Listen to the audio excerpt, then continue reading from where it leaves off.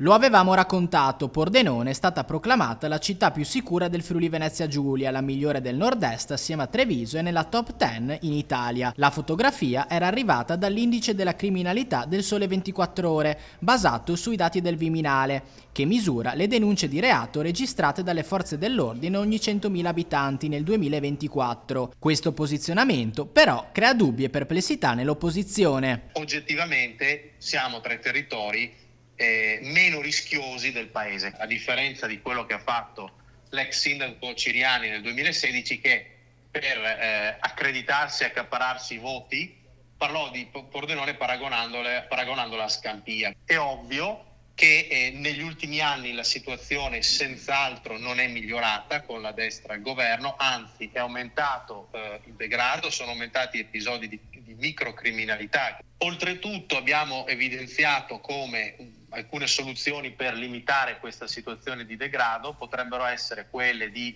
puntare sul vigile di quartiere, ma questo è stato bocciato, puntare sul rafforzamento dell'organico di polizia locale. Questo il sindaco lo ha bene o male annunciato, vedremo quando si realizzerà. Nel complesso è ovvio, non siamo una città in emergenza, però il tema è sentito, l'insicurezza percepita c'è, e legato a questo direi anche che ci sono delle situazioni che non sono di pericolo, però sono di degrado. Quello che è importante però definire, al di là dei numeri, è capire come le persone percepiscono questo. Allora ci sono alcuni episodi in città che vanno analizzati da questo punto di vista. Ad esempio il fatto che su Via Trento ci sono delle famiglie che hanno deciso di attivare un servizio di vigilanza privata perché non si sentivano sicure.